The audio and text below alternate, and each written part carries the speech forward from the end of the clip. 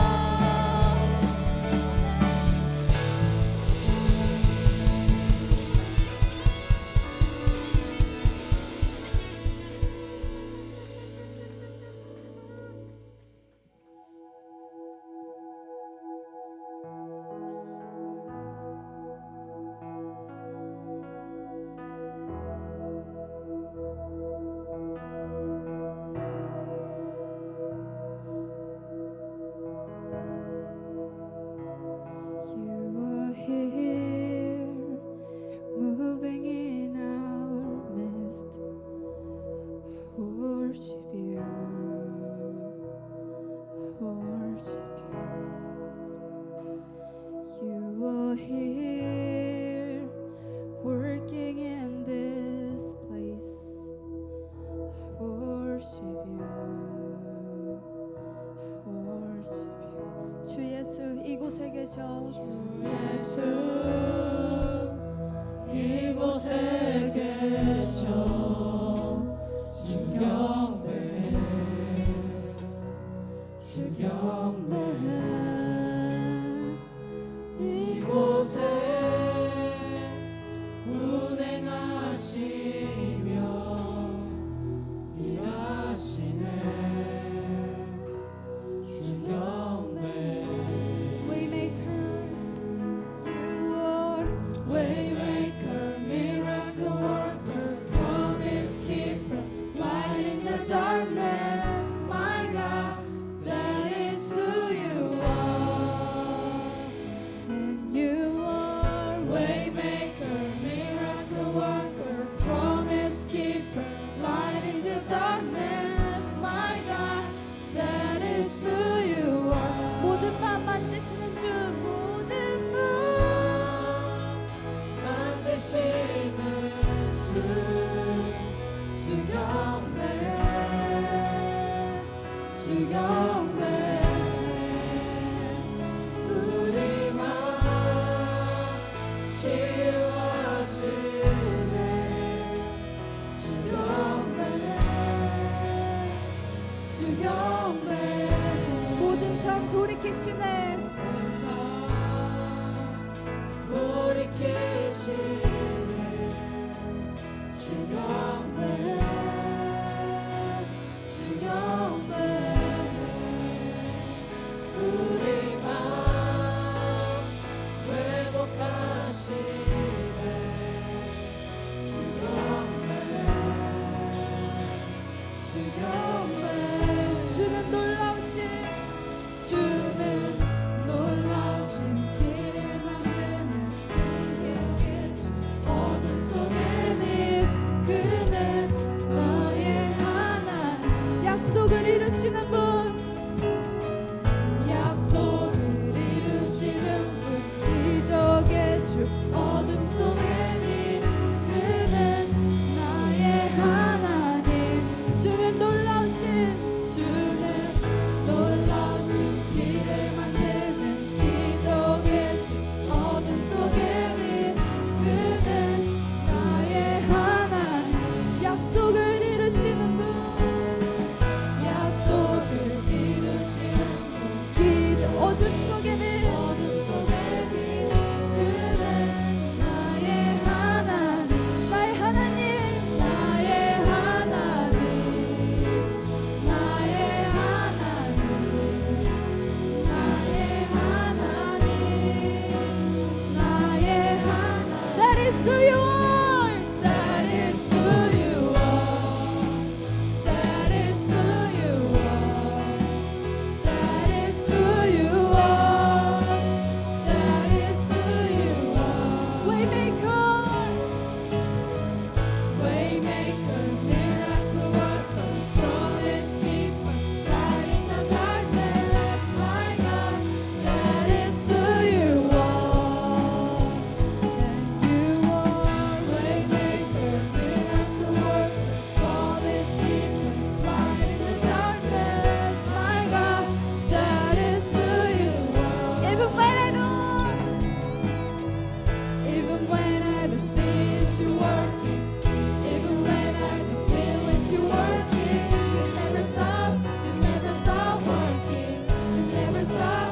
주 행하심 보이지 않아도 주행하신 보이지 않아도 때론 느낄 수 없을 그 일하시네. 일하시네 주님. 주님께로 주 행하심 보이지 않아도 일하신 보이지 않아도 때론 느낄 수 없을 때도 일하시네 주님. 주 절대로 멈추지 않네. 행하심 보이지 않아도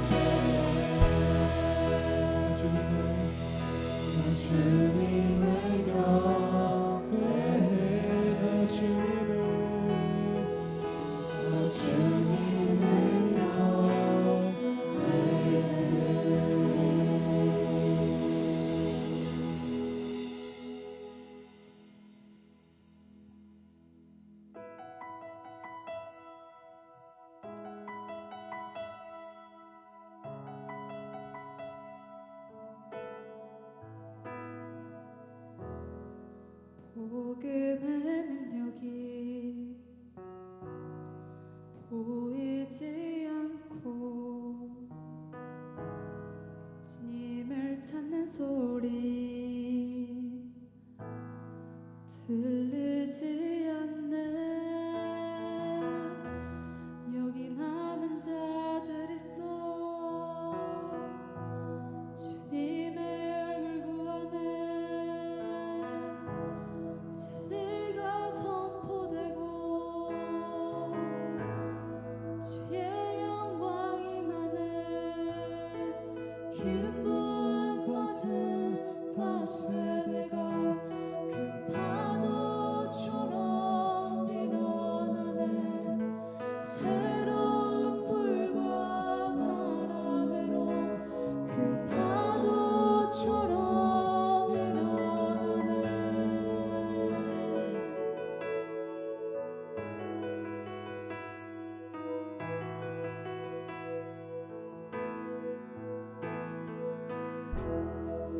복음의 능력이 보이지 않고 주님을 찾는 소리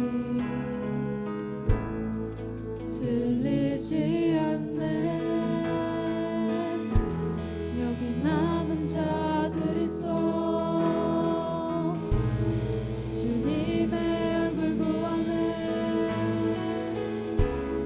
진리가 선포되고 주의 영광 임하네.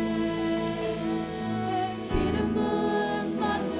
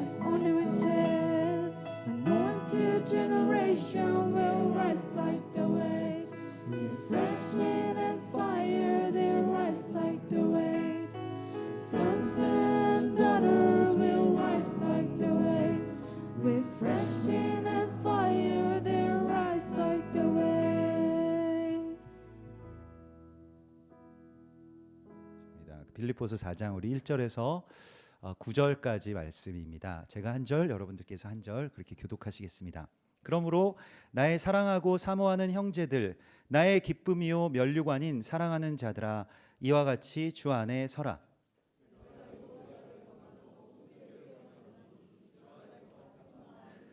참으로 나와 멍에를 같이 한 네게 구하노니 복음에 나와 함께 힘쓰던 저 여인들을 돕고 또한 글레멘드와 그 외에 나의 동역자들을 도우라. 그 이름들이 생명책에 있느니라.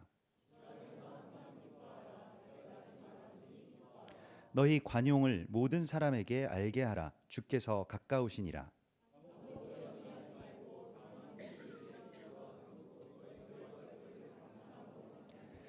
그리하면 모든 지각에 뛰어난 하나님의 평강이 그리스도 예수 안에서 너희 마음과 생각을 지키시리라.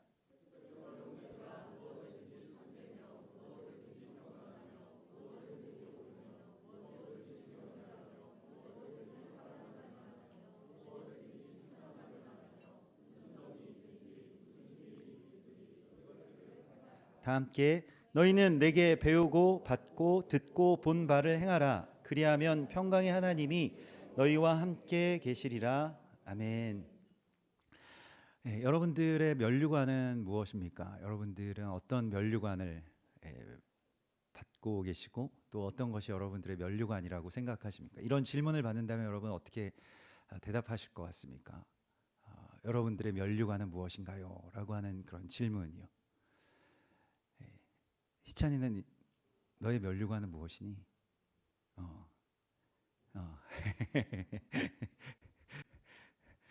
그 면류관은 무엇이냐라고 물으면 우리가 이렇게 답을 하면 좋을 것 같습니다. 면류관이 무엇이냐고 묻는다면 조금 죄송한 말씀인데 면류관을 무엇이라고 묻지 마시고 면류관은 누구인가요? 라고 물으시는 게 맞을 것 같다고 그렇게 답을 하시는 게 좋을 것 같아요. 오늘 이 빌립보서에서 그 면류관 그리고 영광 이것이 무엇이냐라고 말하지 않고 면류관이 누구인가라고 하는 것을 우리에게 묻고 계십니다. 이게 주님이 오실 날이 가까웠을 때에 우리가 주님 앞에 서게 될 것이고 주님의 심판대 앞에 서게 될 것인데 너희는 뭘 했니? 뭘 갖고 있었니? 무슨 성취가 있니? 이것을 물으시지 않을 것입니다. 하나님께서 누구냐? 너희의 면류관이 누구냐라고 하는 것을 물으실 것입니다. 여러분들의 삶을 증언할 그 증인들을 찾으실 거예요. 누구냐? 네가 의인이라고 증거해 줄 자가 누구냐? 라고 하는 것을 물으실 것입니다. 면류관은 사람입니다. 우리는 항상 생각할 때 내 면류관, 나의 영광 이러한 것은 어떤 일을 잘했을 때라고 생각하는 어떤 그런 경향들이 있었습니다. 그러나 오늘 주님께서는 우리에게 면류관은 사람이라고 말씀하시고 있습니다. 그래서 오늘 1절의 말씀을 보면 1절 한번 띄워주실까요? 그러므로 나의 사랑하고 사모하는 형제들, 나의 기쁨이요 면류관인 사랑하는 자들아, 이와 같이 서라, 이렇게 말씀을 하신 것입니다. 면류관은 사랑하는 사람들이래요. 나의 형제들. 그러니까 빌립보 교회 전체가 사실 사도 바울에게는 면류관이었습니다. 나의 면류관은 바로 당신들입니다 라고 하는 것이죠. 그 잠언 17장 6절에서도 면류관에 대해서 이렇게 찾아보니까 잠언에서 이런 말씀이 나오더라고요. 손자는 노인의 면류관이요, 이렇게 되어 있습니다. 여러분들의 손자들이 있으시면, 손자 손녀들이 있으시면 그게 나의 면류관이라는 거예요. 그리고 아비는 자식의 영환이라, 이렇게 되어 있습니다. 그래서 우리의 영광, 우리의 가장 영광스러운 것이 무엇이냐라고 하는 것이 아니라 나의 영광은 나의 부모님이, 나의 아버지, 나의 어머니가 내 영광입니다 라고 하는 것입니다.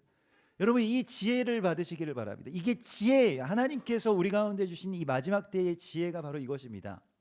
어떤 성취가 아니고요. 하나님이 일을 맡기실 사람이 없으셔서 우리에게 무슨 일을 하고 너 못했으니까, 그걸 완수하지 못했으니까, 그걸 채우지 못했으니까 너는 책망받아야 돼, 너는 혼나야 돼.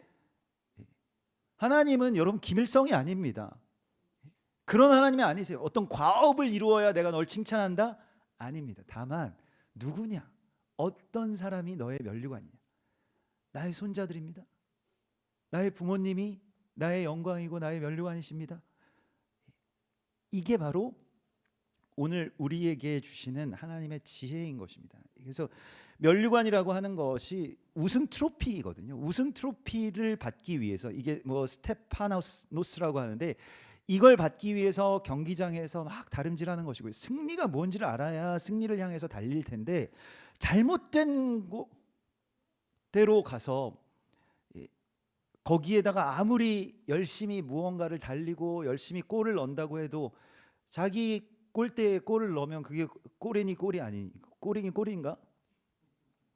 아무튼 그게 뭐 자책골이 될 수도 있고 그러니까 목적이 분명해야 됩니다. 승리가 뭐냐라고 할 때 어떤 사람이 나의 면류관이 되는 것이라는 것입니다. 그게 삶의 승리여야 됨을 그렇게 바꾸라고 말씀을 하세요. 그게 수정되어야 지금 내가 무엇을 어떻게 해야 될지가 정해진다는 것입니다. 근데 우리의 자녀들이 우리의 손자가 내 면류관입니다. 자녀들은 나의 면류관이죠. 근데 그 면류관도 뭘 잘해서 면류관이 아니고요. 그냥 면류관인 거예요. 자녀들 자체가 나의 면류관이라는 것입니다. 이렇게 어떤 성취의 도구로서 자녀들을 전락시키지 말라고 주님 말씀하십니다. 그래서 오늘 이 빌립보서는 사실은 굉장히 오늘날까지 수천 년 동안 이어져 내려오는 주님의 음성이기도 하지만 개인적인 사람들에게 보내는 개인적인 편지이기도 합니다. 그게 누구냐면 빌립보서에 등장하는 빌립보 교회의 두 기둥이 있었어요. 그게 두 여인이었는데 유오디아와 순두계였습니다. 유오디아와 순두계 그 두 사람들에게 지금 이 말씀을 하고 있는 거예요. 사실은 모든 그 성경의 말씀이 굉장히 아주 큰 전체의 어떤 대중에게 하시는 말씀이기도 하지만 성경의 이 모든 말씀은 여러분들 개인에게 주시는 또한 개인적인 편지와 같은 것입니다. 그래서 유오디아와 순두계에게 권한다라고 하는 것이 아주 개인적인 서신과 같은 서신이 또한 빌립보서의 말씀이에요. 그러면 유오디아는 누구냐라고 하면 저는 이제 순두계가 조금 더 끌리긴 하는데 이게 이름이 좋잖아요. 이름 발음이 순두계 하면 되게 뭔가 순둥순둥하고 순두부 순두부 생각나 순댓국도 생각나고 그래서 일단 순자 들어가면 저는 일단 좋은데 그래서 근데 그 이 순두계는 멋진 의미를 갖고 있습니다. 예기치 못했던 기쁨이라는 뜻을 갖고 있습니다. 너무 멋있잖아요. 이름 뜻이. 그래서 아직까지는 교회에서 순두계라고 순두계는 못 본 것 같아요.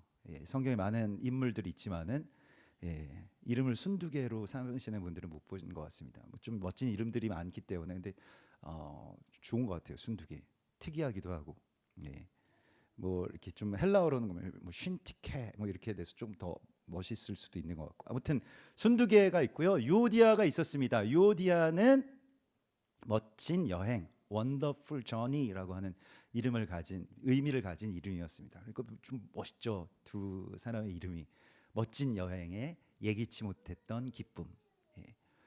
이게 공동체이자 교회이자 가정인 거예요. 그래서 당신은 나의 유오디아입니다. 당신은 나의 순두계입니다. 옆에 한번 고백해 보시겠습니다. 당신은 나의 유오디아입니다. 당신은 나의 순두계입니다.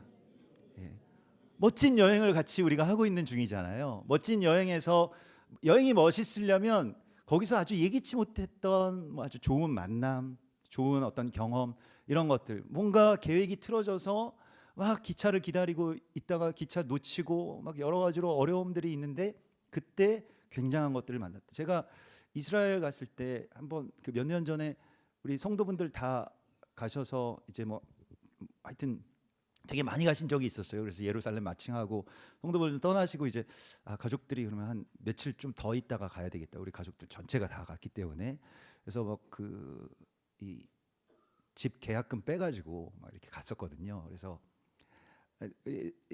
자녀들이랑 그래도 그렇게 갔는데 좀 가족들이랑 있고 싶어가지고 그래서 야 이제 성도들 다 공항에서 이렇게 다 보냈습니다. 이렇게 마음이 이제 놓이잖아요. 야 이제 우리 예루살렘에 내가 좋은 숙소 예약해 놨으니까 가서 우리 예루살렘을 조금 더 누리다가 가자. 그래서 가서 딱 이제 뭐 체크인을 하려고 딱 갔는데 체크인을 오늘 10일인데 체크인 11일부터 돼 있다는 거예요. 그래가지고 그런 일들이 있지 않습니까? 저 숫자에 약하기 때문에 그런 일들이 굉장히 많이 있는데 그래서 막 이거 어떻게 하나 갑자기 그 시간에 이 성도들 다 보내고 저랑 우리 가족들만 나왔는데 너무 감사하게도 제 아내가 화를 내질 않더라고요. 항상 그때마다 너무 감사해요. 인생의 고비마다 나 죽을지도 모르겠는데 막 이럴 때마다 그럴 땐 또 화를 안 내요. 그래서 너무 감사하게 그냥 옆에서 이렇게 자녀들이랑 평안하게 이렇게 있습니다. 그래서 저도 이렇게 평안하게 오늘부터가 아니라 내일부터래요. 이렇게 말씀드렸어요. 예, 그래서 그 다음부터 이제 멋진 여행이 시작이 되는 거죠. 그래서 뭐 어딘가 아주 거기서 이제 추천을 받은 그 숙소에 갔는데 거기가 제가 예약한 데보다 훨씬 더 좋고 또 그 앞에 왜 거기를 갔는지를 알았는데 나중에 보니까 그 앞에 밤새도록 그날이 이제 쉐미니 아제렛이라고 해서 그 말씀 이렇게 거기에 학교가 있었어요. 그래서 예시바 말씀 토라 스크롤을 들고 밤새도록 춤추고 노래하는 거를 바로 이렇게 보는 거예요. 예. 그러니까 우리나라로 치면 그 월드컵 때 서울 광장에 막 아이들 모여가지고 막 아이들이 아니면 뭐 전 국민들이 막 춤추고 그러잖아요. 그때 이제 이를테면 플라자 호텔인 거죠. 거기서 이렇게 쫙 내려다보면서 그래서 같이 유대인들이 이렇게 말씀을 사모하는구나. 물론 뭐 잠은 좀 설쳤지만은 그래도 뭐 밤새도록 그렇게 말씀 기뻐한다는 거.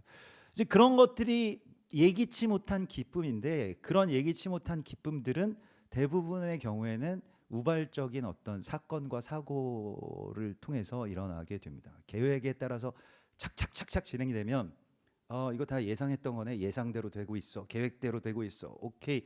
그렇게 하나하나 이렇게 하는 것이 아니라 사람들과 더불어서 살아가다 보면 예기치 못한 기쁨들이 막 내가 생각하지도 못했던 그런 기쁨이 막 불쑥불쑥 나오죠. 그걸 기대하고 또 그걸 즐기는 것이 이제 우리에게 주시는 하나님의 마음입니다. 그래서 오늘 주님께서는 오늘 2절에 내가 유오디아를 권하고 순두개를 권하노니 사실 둘이 별로 사이가 안 좋았던 것 같아요. 그래서 빌립보 교회에서 문제가 생겼기 때문에 편지를 합니다. 문제 없으면 그렇게 비용도 많이 들고 어려운 상황 가운데서 바울이 옥에 갇혀 있는데 편지하겠습니까? 근데 빌립보 교회가 문제가 생겼는데 두 기둥과 같은 분들이 서로 좀 별로 사이가 안 좋아졌다는 거예요. 교회가 흔들리고 있다는 기둥이 흔들리잖아요. 그러니까 유오디아는 막 자꾸 뭐 비빔밥을 먹자고 하는데 순두개는 자꾸 순댓국을 먹자. 뭐 이런 식으로 서로 트러블이 일어난 겁니다. 그 누구 마음대로를 따를 것이냐? 야 내가 너보다 나이 많아. 야 내가 너보다 나이는 네가 많아도 사회에서는 다 동급이야. 뭐 이러면서 이제 서로 막 또 싸우고 그런 소식들이 들려서 이제 바울의 근심이 되었는데 결국 빌립보서는 결론이 유오디아와 순두개에게 한 마음을 품으라는 것입니다. 그래야 우리가 온전해지는데 그러니까 결국 면류관이 뭐냐? 당신들이 뭘 잘해보겠다고 하다가 서로 다툼이 나잖아요. 이렇게 하는 게 맞아. 이렇게 돼야지. 교회는 이래야지. 뭐 가정은 뭐 이래야지. 뭐 이런 것들 때문에 막 다툼이 일어나는데 여기에 대하여서 유오디아와 순두개에게 그거가 당신들의 꼴이 아니고 당신들의 성취가 아니고 면류관은 서로입니다. 그래서 당신은 멋진 여행입니다. 당신은 예기치 못했던 기쁨입니다. 이거 다시 고백하라는 거예요. 그래서 유오디아와 순두개에게 권하노니 한 마음을 품으라. 우리가 지난주에 또 지지난주에도 계속해서 하나님 말씀을 주실 때에 특별히 지난주에 바야크엘 사람들을 모으라고 하셔서 주신 말씀은 무엇이냐면 마음의 지혜를 받으라는 것이었습니다. 머리의 지혜가 아니고 머리의 지혜는 이제는 별로 이렇게 예전에는 머리에 뭐가 들었는가 머리에 무슨 어떤 기억이 얼마만큼 잘 가지고 있고 뭐 얼마만큼 계산을 잘하고 얼마만큼 암기를 잘하는가 예전에는 그런 시험을 통과해야 좋은 사람이고 능력 있는 사람이었어요. 지금은 그렇습니까? 그렇게 그런 사람보다 훨씬 더 뛰어난 컴퓨터가 있고 네이버가 있고 구글이 있고 뭐 AI가 있고 그렇잖아요. 그런 사람들은 지금 별로 이렇게 크게 필요가 없습니다. 그 사람한테 물어볼 거 아니잖아요. 다 뭐든지 여러분들 뭐든지 그냥 핸드폰으로 물어보시잖아요. 사람에게 물어보신 적 있습니까? 최근에? 사람은 이제 우리가 어떤 능력을 가지 지금 점점 뭐 AI 시대가 되고 마지막 때가 되는데 어떤 능력을 가져야 되느냐? 이 한 마음을 품을 수 있는 능력을 갖춰야 된다는 것입니다. 이게 성경에서는 이제 야하드라고 나오고요. 오늘 여기에서는 같은 마음을 품으라 이 헬라어로 그러니까 히브리어는 야하드이고 헬라어로는 프로네인이라고 합니다. 프로네인 한번 따라해볼까?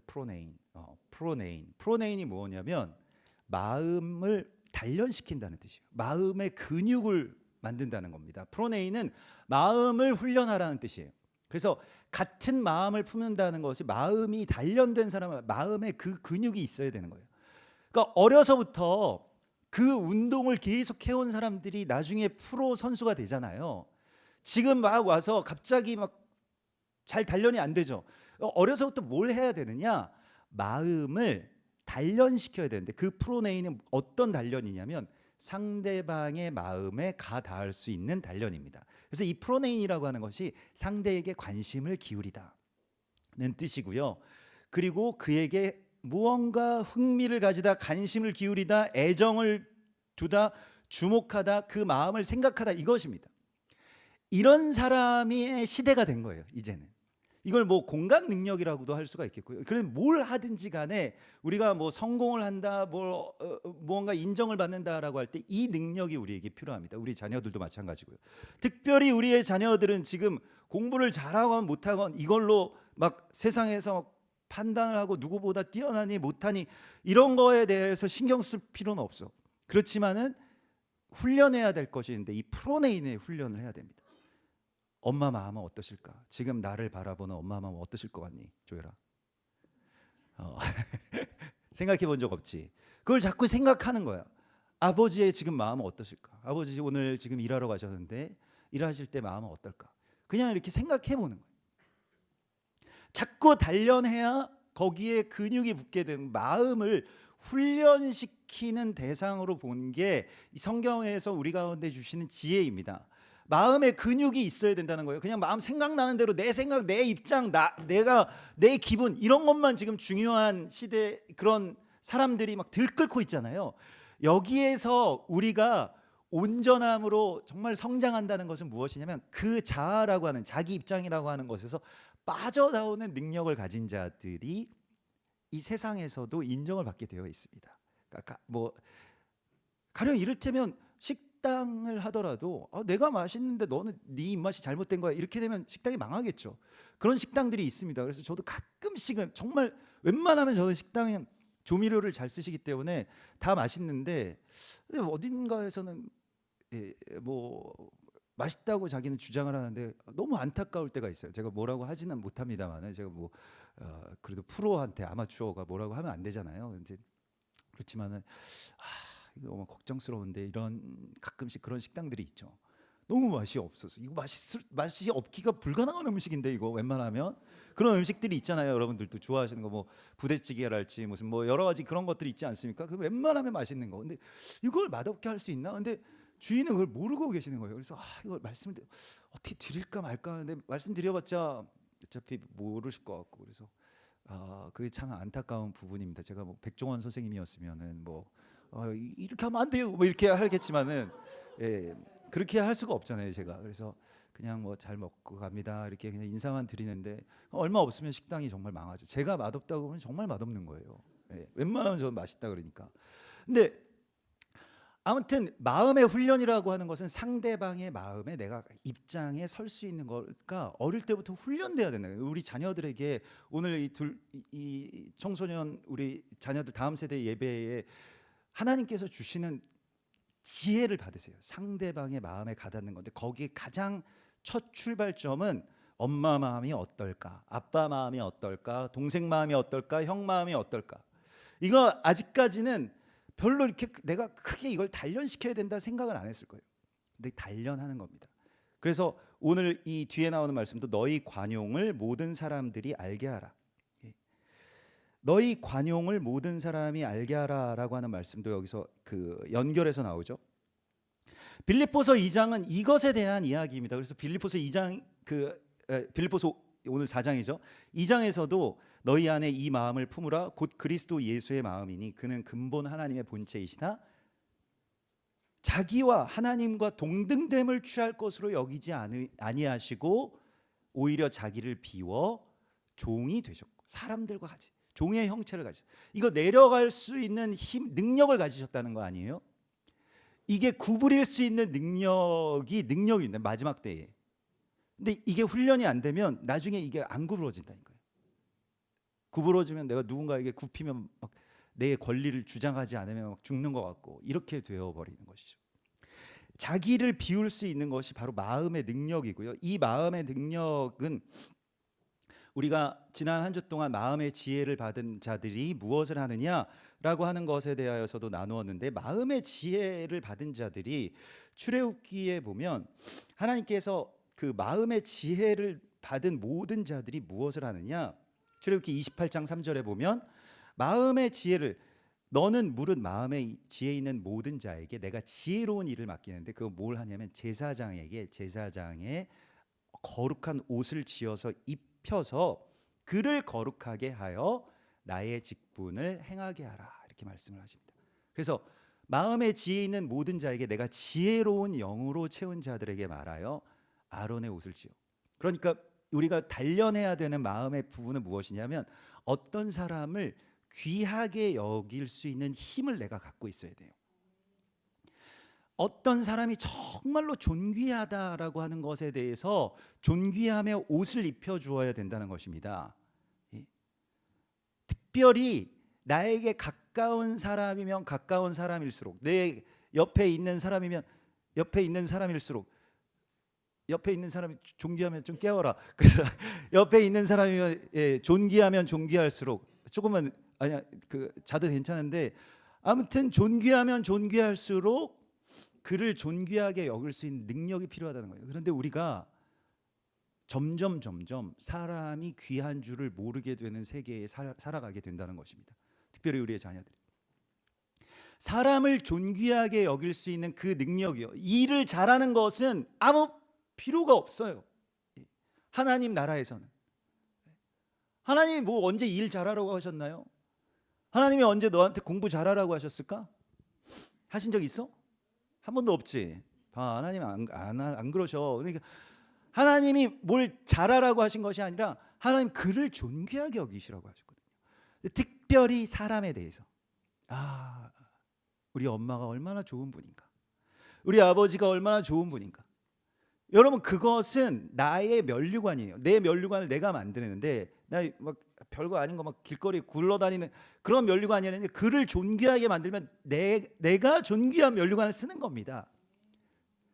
특별히 우리 가장 가까운 분들, 그냥 그런 분들이 별로 존귀하게 너무 귀한 분인 줄을 모르는 이 시대에 얼마나 감사한가, 얼마나 고마운가, 얼마나 대단한가, 얼마나 좋은 분들인가를 내가 알게 되는 것, 그게 마음의 능력입니다. 이거 훈련을 통해서 되는 거예요. 훈련을 해야 된다는 거예요. 마음에서 잘 안 되겠지. 막 형제들 많고 막 누나도 있고 동생들도 있으니까 온 거나 얘네들이 얼마나 존귀한 사람인지 잘 모르겠지. 근데 너무너무 귀하다, 너무너무 감사하다, 그거를 계속 같이 기도하면서 하나 한 사람 한 사람 이 사람 이 형제 나한테 이렇게 귀한 사람이 있고, 근데 형제들은 자매들은 그 같이 살고 있으면은 막 모든 걸 다 보니까 잘 모르거든. 그래서 나중에 막 누나 결혼한다고 할 때 매형한테 미쳤어요? 왜 결혼해요? 막 이렇게 그러지 말고 진짜 잘하시는 거예요. 우리 누나 최고입니다. 막 이렇게 얘기를 해줘야 되거든. 마음의 훈련이 되어 있어야 된다는 것입니다. 살아가면서. 그런데 이것이 어떻게 이루어지느냐? 오늘 여기서도 너희 관용을 모든 사람에게 알게 하라 주께서 가까우시니라 이렇게 말씀을 하시는데, 관용이라고 하는 것도요 이렇게 달고 달았다 하는 뜻입니다. 그러니까 모가 난 부분이 둥글둥글해졌다는 거예요. 근육도 어떻게 생깁니까? 근육 운동 해보신 분들은 근육 운동 해봤지? 조엘이 해봤어? 요즘에 근육 키우고 있다 그랬지 몸. 그 근육을 키울 때 몸이 막 힘들고 사실은 근육이 좀 찢어져야 되거든요. 그래서 찢어지고 아무는 과정에서 근육이 이렇게 통통하게 커져가는 거잖아요. 그래서 막 그 이렇게 헬스클럽 같은 데 가보면 막 사람들이 막 막 저도 그런 거 너무너무 좋아해가지고 몇 년 전까지는 그거 막 들고 바벨 들고 이런 거 막 쾌감을 느꼈거든요. 막 온몸에 막 실핏줄들이 막 터질 것 같고 막 이렇게 들어 올렸을 때 그 맛을 아시는 분들은 아실 겁니다. 너무 재밌는 거예요. 막 무게가 막 점점 올라가고. 그래서 전에는 이 정신 나간 사람들이 왜 저런 걸 좋다 그래. 사서 이렇게 고생을 하고 매달 돈 내면서 저렇게 매일 가가지고 이렇게 힘들게. 근데 이거 너무 재밌는 거예요. 그게 관용입니다. 관용이라고 하는 것도 이 하나님이 감당할 수 있는 시험을 주시는 거거든요. 그러니까 우리 엄마는 약간 바벨 같은 존재야. 바벨 이거 바벨 그 큰 무게 있지. 그래서 그거 이기면은 이제 세상에 능치 못할 일이 없다. 뭐 이런 것처럼 사람들을 그렇게 겪고 이기고 내가 관용하고 이러한 것들을 훈련하고 그것을 위해서 모든 사람들이 그것을 알게 하라고 말씀을 하시고 있습니다. 그래서 내려갈 수 있는 능력을 갖추라는 거예요. 자기를 비우고 굽힐 수 있는 능력을 갖추라는 것입니다. 제가 지난 주 중에 한 3일, 3, 4일을 꼬박 저 방송실에 있는 선들을 정리했거든요.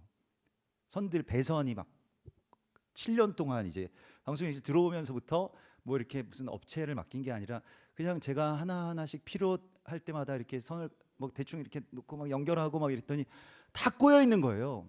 그래서 막 방송실 지금 그 섬기시는 분들이 이거 잘못하면 불 날 것 같다고 목사님. 그래서 이게 너무 꼬여 있고 막 먼지는 막 다 쌓여가고 뭐 어디서 어떻게 연결되는지 모르겠고 막 풀려면 더 꼬이잖아요. 그러면 이제 선들이 선을 꼬기 시작하는 상태가 되고.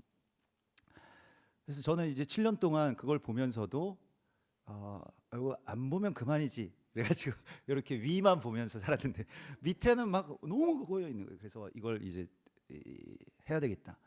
선들을 풀기 시작하고 다시 연결하는 게 꼬박 3일 4일 어제까지 했으니까 4일이 걸렸습니다. 새벽 예배 끝나고 뭐 수요일 날 새벽 예배 끝나고 시작해가지고 처음에 너무너무 힘들었어요. 이 선들을 그냥 다 원수 같은 선들을 그냥 다 끊어버릴까 막 이런 생각이 막 들고 너무너무 힘들었는데 그 선들을 하나하나씩 풀면서 나중에 이 선들은 잘못이 없다는 걸 깨달았습니다.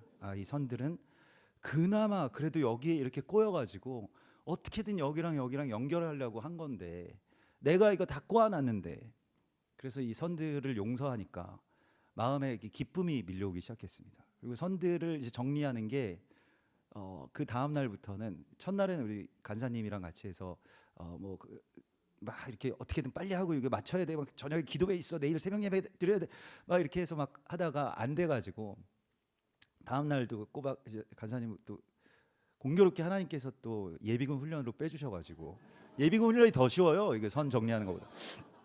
그래서 간사님 예비군 훈련 가지고 이제 저 혼자 남아가지고 새벽부터 계속 하는데 의외로 너무 재밌는 거예요. 선 하나하나가 의미가 있잖아요. 지난 7년 동안 내가 이 선을 깔았을 때 또 이때 무슨 일이 있었지, 무슨 행사가 있었지, 뭐 때문에 이걸 했지 이런 거 오래된 앨범을 들춰보는 것처럼 그래서 같이 선들이랑 대화하면서 그동안 감사했다. 그동안 여기 이렇게 있어줘서 너무 고맙다.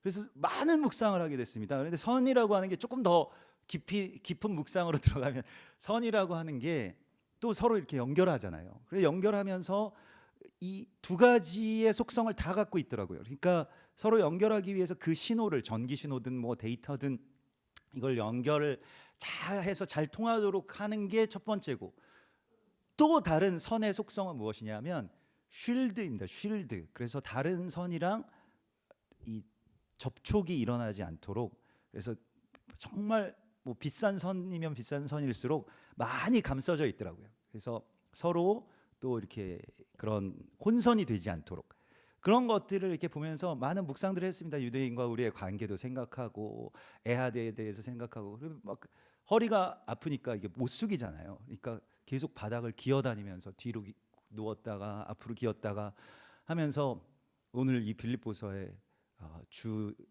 안에서 이 마음을 품어라. 그러니까 네가 기어다녀야지 풀 수 있어. 이렇게 말씀하시는 것 같았어요. 제가 바닥에 그 먼지 마시면서 계속 이렇게 기어다니니까 하나씩 한 가닥씩 풀리더라고요. 그래서 우리 뭐 세대와 세대가 꼬여 있는 관계들, 뭐 생각들로 다 꼬여 있고 다 잘못은 없잖아요. 다 자신의 일들을 할 뿐인데 이거 어떻게 풀 거냐라고 할 때 제가 이렇게 막 바닥을 기면서 하나하나 이 선들을 용서해 가면서 그래 이때까지 고마웠어 이렇게 하면서 선들을 풀어나가니까 이제 풀리기 시작하더라고요. 그래서 오늘 주님께서 우리에게 주시는 이 마음은 내려갈 수 있는 근육을 키우고 그래서 하나하나를 다 풀어나가고 그리고 하나님께서 우리 가운데에 주신 오늘 주님께서 우리에게 5절에서는 관용을 모든 사람이 알게 하라. 4절에서는 뭘까요? 4절 우리 이제 집중력이 떨어지니까 한번 읽어보자. 우리 다음 세대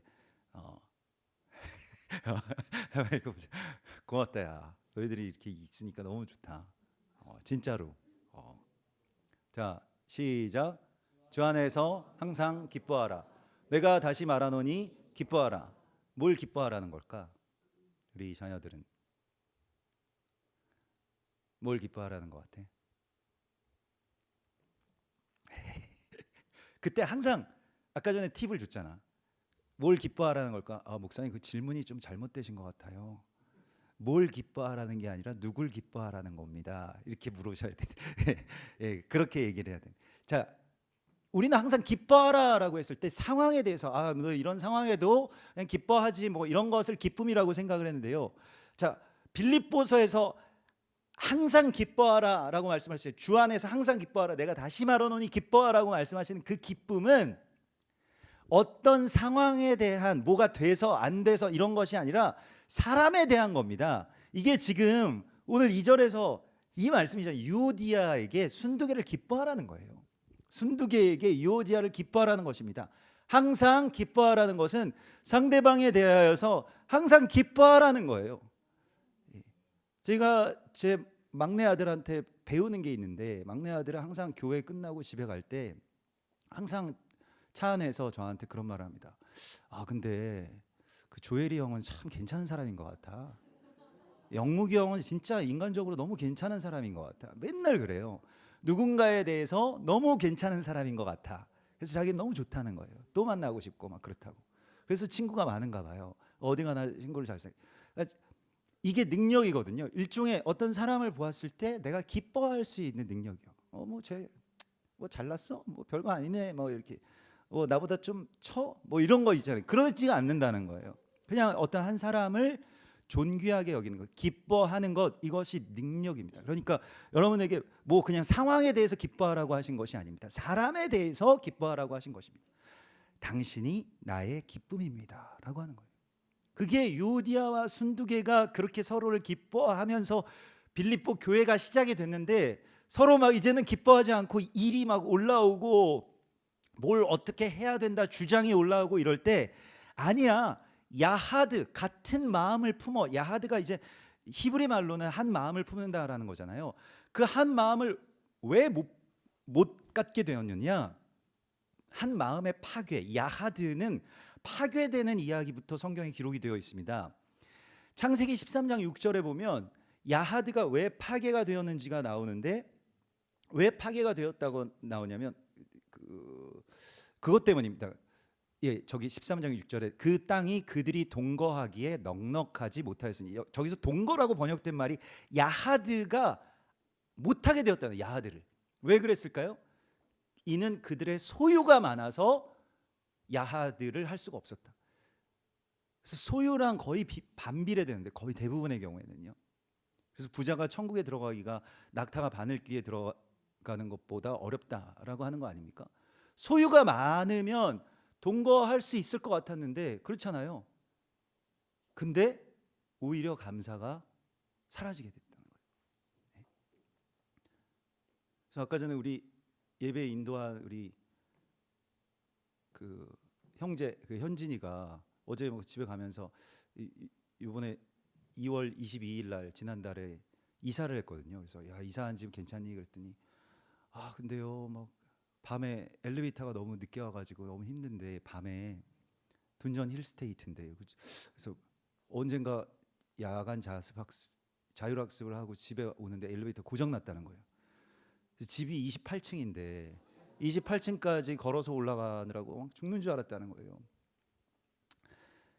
근데 또 한편으로 이렇게 생각해 보면 현진아 28층까지 내가 걸어 올라갈 수 있는 집은 좋은 집이란 얘기야. 거의 일종의 옛날로 치면 약간 펜트하우스 같은 거예요. 이게 포고급이 탁 내려다 보이고 거기까지 내가 올라갈 수 있다는 게 감사한 일이다. 이거를 우리가 어떤 관점에서 이렇게 생각해 보면 또 인생에 있어서 내가 28층까지 걸어 올라갈 만한 일이 있었는가? 또 옆에서 누구 물어보더라고요. 태유가 뭐 목사님 이 50 넘으실 때까지 28층 올라가 보신 적 있으신가요? 저한테 물어보시더라고요. 그래서 없지 그랬더니 야 너는 있네. 너는 좋은 거야. 막 이렇게 얘기하더라고요. 관점에 있어서 우리가 항상 무언가에 대해서 기뻐할 수 있는 것은 이유를 찾기 나름이지 그 상황이 그것을 만드는 것이 아니라는 것입니다. 그 기쁨을 내가 정말 이게 너무너무 기쁘다라고 하는 것을 찾을 수 있는 능력을 하나님께서 우리에게 갖추라고 말씀을 하세요. 그래서 마지막으로 오늘 이 9절의 말씀은 무엇입니까? 이제 마지막 절이다. 벌써 다 왔다 얘들아. 9절의 말씀에서 자 같이 읽어보겠습니다. 너희는 내게 배우고 받고 듣고 본 바를 행하라. 그리하면 평강의 하나님이 너희와 함께 계시리라. 자 바울이 이렇게 이야기할 수 있는 것은 이게 이제 교육입니다. 교육이 무엇입니까? 내게 배우고 받고 듣고 본 바를 행하라. 이게 교육이잖아요. 근데 이게 안 되니까 막 다른 거 막 하려고 하는 거 아니에요.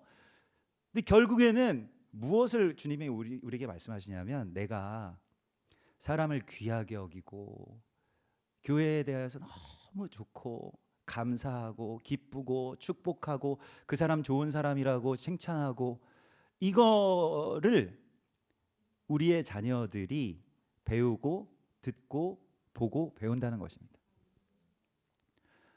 저도 저의 면류관에 대해서 생각해 봤어요. 저의 영화에 대해서 생각해 봤습니다. 너무 감사하고 너무 기쁜 일은 제가 아직까지 아버지랑 친하다는 거였어요. 아버지랑 친해요. 아버지가 저를 좋아하시는 것 같고 어머니랑 친하고 어머니는 말할 것도 없죠. 그런데 보통 아버지랑 뭔가 관계가 틀어진 친구들 너무 많이 봐가지고요. 요즘에 제 또래의 친구들은 아버지들이랑 저처럼 사이가 좋은 친구들이 별로 없더라고요. 맨날 아버지랑 싸운다는 거예요. 뭐 때문에 싸우냐? 뭐 그랬더니 뭐 별의별 문제가 다 있는데 대부분은 정치 아니면 돈 그 두 가지의 문제더라고요. 그것 때문에 막 불화하고 지금까지 막 미치겠다는 거예요. 부모님이 언제까지 사실 줄 모르겠다 막 저한테 그런 말까지 하면서 그래서 저는 아버지랑 친하게 지내는 게 너무너무 감사했어요. 자녀들이랑도 친구처럼 친하게 지내죠. 그게 나의 면류관이구나 이걸 생각했을 때 너무너무 감사한 거예요. 오늘 주님께서 우리에게 이걸 가르치라고 말씀하십니다. 제가 근데 생각해 보니까 저희 아버지가 저에 대해서 기능적으로 한 번도 생각해 보신 적이 없더라고요. 저희 어머니도 그렇고. 제가 기억나는 게 있습니다. 예전 같으면 이제 학력고사죠. 이제 지금 뭐 수능인데 학력고사 끝나고 뭐 저도 막 망치고 막 그랬는데 저희 그 아버지 동창 모임에 저희가 뭐 가족들 동반해서 이렇게 모임 갔는데 어떤 집에 아들이 안 왔어요. 그래서 왜 그 형은 왜 못 왔냐고 그랬더니 재수한 형이었는데 이번에 또 떨어져가지고 너무 속상해서 내가 싸대기를 한 대 때리고 왔다고 막 그래서 제가 그때 깜짝 충격을 받았습니다. 아들이 대학에 떨어졌는데 왜 뺨을 맞아야 되지? 그래서 뭐 속상하니까 뭐 그러셨다고 하는데 너무 충격이었어요. 그때 그게 지금까지도 기억에 나는 거 보면.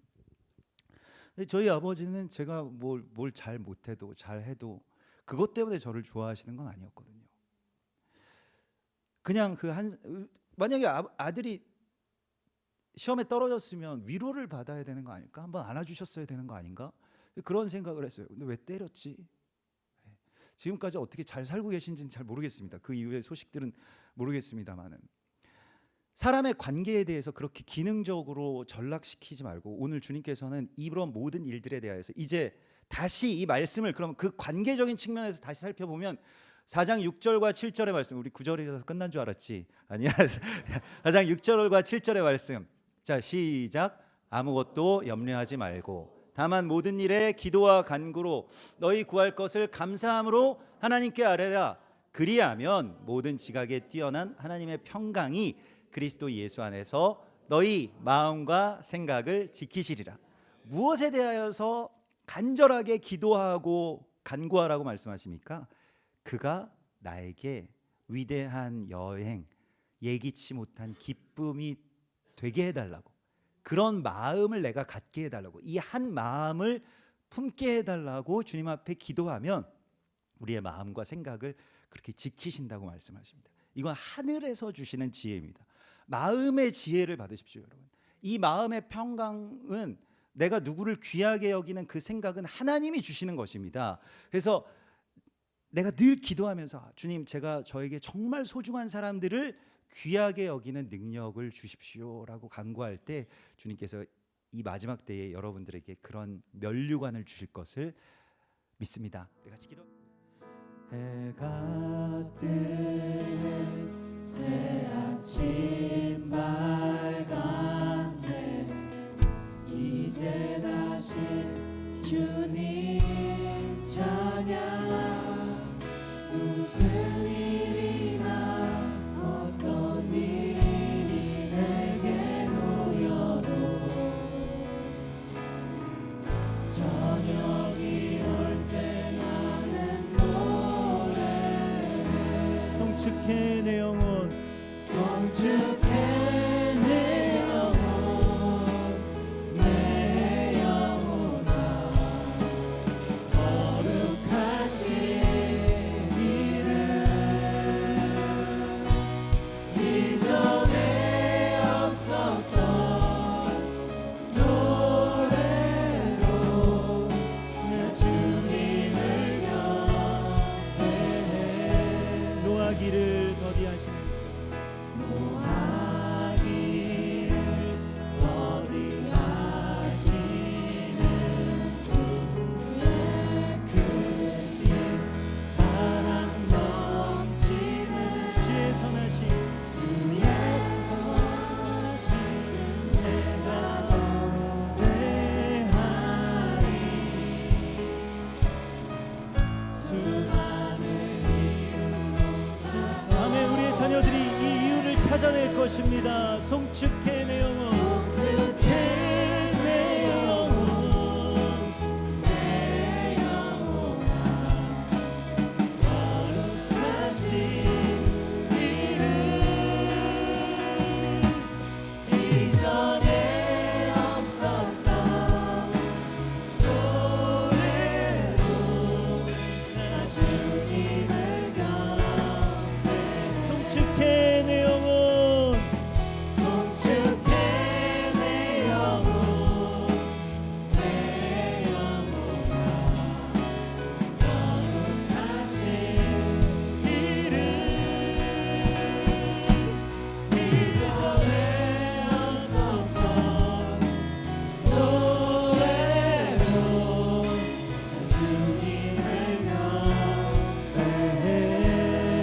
나 주님을 경배해. 나 주님을 경배해. 나 주님을 경배해. 주님만. 나 주님을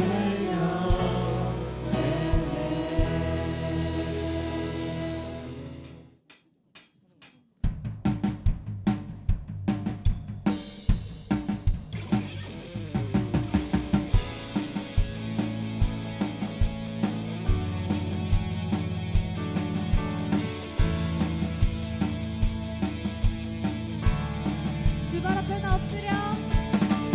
주발 앞에 나 엎드려. 주만 간절히 원해. 주의 신고 나 바라옵니다. 중심 속에 주 찾을 때 모든 비교 내려놓고 겸손하게 모두 드리리. 오직 예수